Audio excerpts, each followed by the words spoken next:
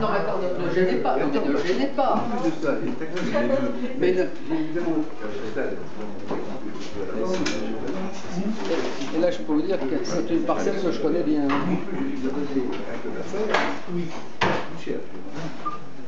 Raconte-nous, elle est où cette parcelle? La Turque, si tu veux, c'est une zone absolument extraordinaire qui était dans le panier, entre guillemets, Vidal-Fleury. Quand Marcel Guigal a acheté Vidal-Fleury, il l'a acheté en hommage à son père qui avait travaillé chez Vidal-Fleury, donc Étienne Guigal. Et Marcel s'était juré, le jour où il gagnerait un petit peu d'argent, de réinvestir et de, dès que Vidal-Fleury serait en vente, de racheter. Pas parce qu'il avait besoin des parcelles de Vidal-Fleury, mais il voulait racheter 2 parcelles qui appartenaient à Vidal-Fleury. La Châtillonne, qui est un lieu-dit en Côte-Blonde, et la Turque. Parce que son père lui avait dit, meilleure vigne, le plus grand terroir de la Côte-Rôtie, c'est ce petit bout qui fait un peu moins d'1 hectare, mais qui peut avoir une extension sur 1,5 hectare qui est exceptionnelle. Bien. Et c'est l'histoire de la Turque. Et quand il prend la Turque, la vigne, vraiment, il faut vraiment replanter impeccablement, et c'est en... que je dise pas de bêtises, c'est en 1980, puisque les premières turques que j'ai goûtées sur barrique, c'est 85. Donc ça a été le premier millésime de turc. Ça a été 85, c'est ça. On dit que ça fait loin. Et donc, c'est parce qu'il n'y a pas eu 84, etc.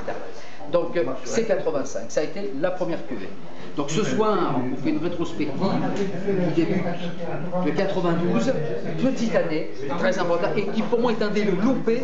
Hein. Le 91 était très bon, le 90 super, mais 92 était un loupé pour la Turque. Donc c'est amusant de voir ce que ce loupé est devenu, et on finit bien sûr avec le mémorable, considéré comme un des 10 plus grands vins dans tous les bouquins qui soient de vin et historiques hein, du siècle dernier, c'est la Turque 99.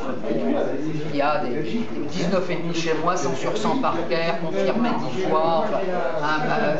Tous les critiques considèrent que ça, c'est sûrement l'un des 10 plus grands vins, tout confondu à l'international, et tout millésime et tout historique.